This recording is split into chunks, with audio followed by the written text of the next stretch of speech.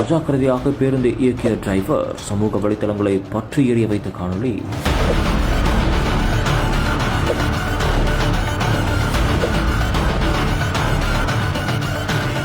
பேருந்தில் இன்ஜின் மேல் ஒரு கால், பேருந்தை இயக்கும் கருவி மேல் மற்றொரு கால்.